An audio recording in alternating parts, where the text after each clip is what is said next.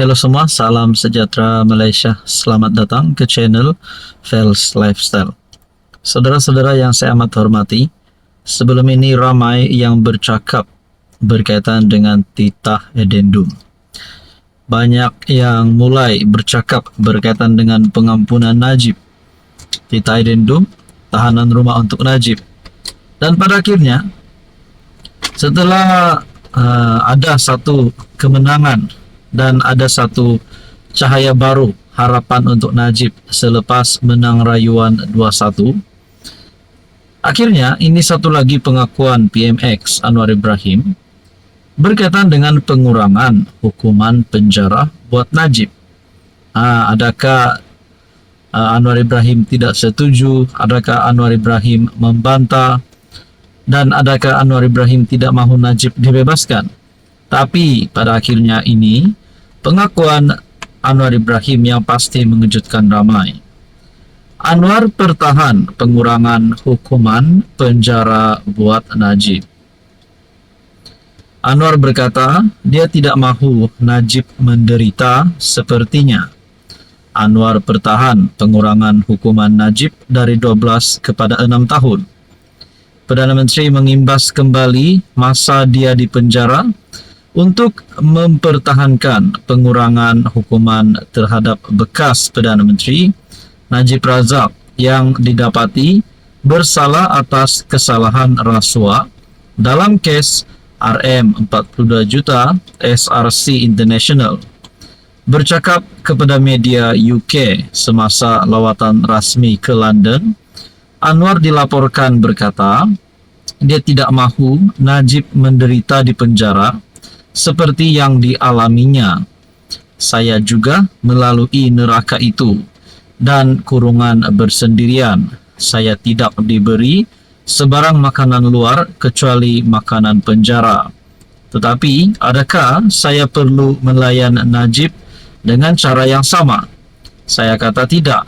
Maksud saya, dia adalah bekas PM, katanya dalam temu bual dengan Financial Times. Najib 71 tahun menjalani hukuman di penjara Kajang sejak 23 Ogos 2022 selepas disabitkan bersalah menyalahguna dana RM42 juta daripada SRC International Sdn Bhd. Najib memfailkan petisyen untuk pengampunan diraja pada 2 September 2022 yang membawa kepada keputusan lembaga pengampunan untuk mengurangkan hukuman penjaranya 12 tahun kepada 6 tahun dan denda 210 juta kepada 50 juta.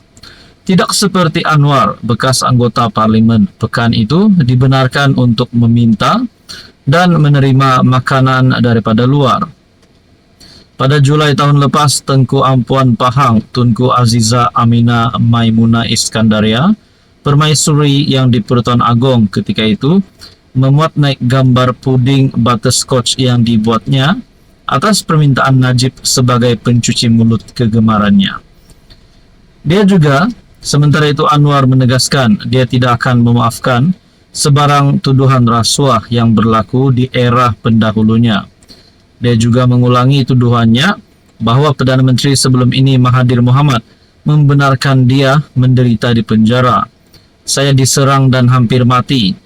Saya telah memaafkan perkara itu. Saya mahu fikir lagi, kata Anwar, yang 2 kali dipenjarakan selama hampir sedekad berikutan sabitannya pada 1999 dan 2015.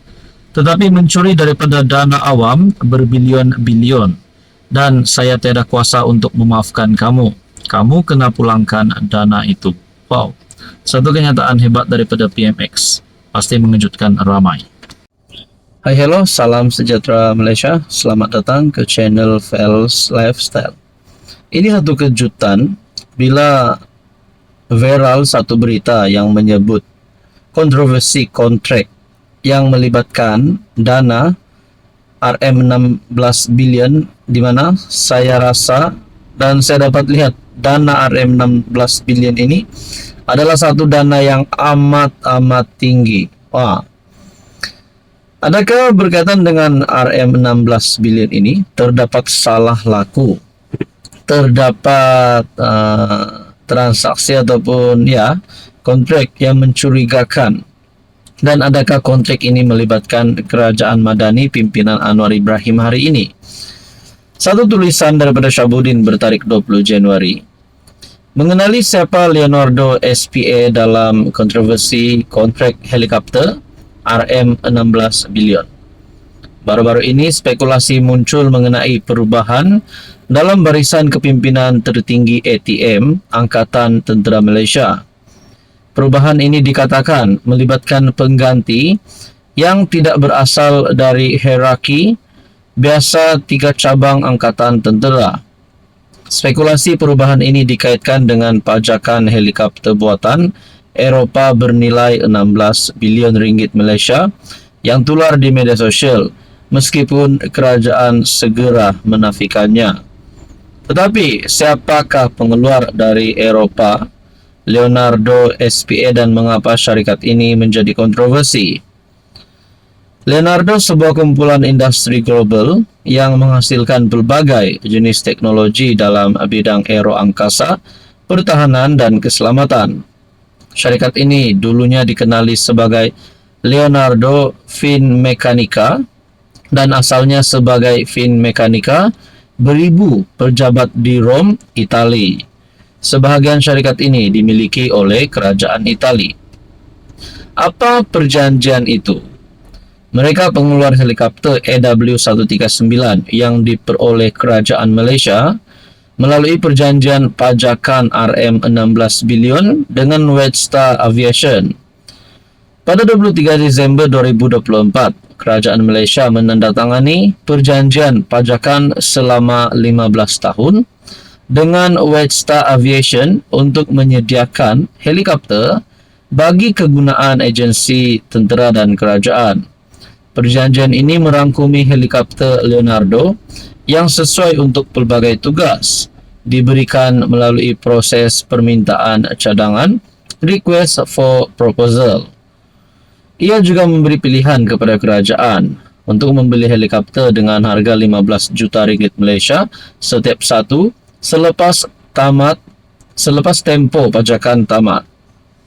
PM Anwar pada 28 November 2024 memberitahu Parlimen bahawa kerajaan mengeluarkan permintaan cadangan dan hanya 4 syarikat yang memenuhi kriteria kerajaan, antara lain dari segi model dan lesen.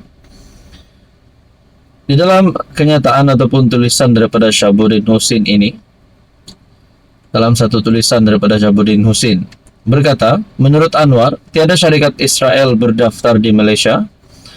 Itu pendirian kita. Secara berasingan, Menteri Pertahanan Muhammad Khalid pada satu kenyataan menyatakan Malaysia tidak campur tangan dalam urusan perniagaan mana-mana syarikat global.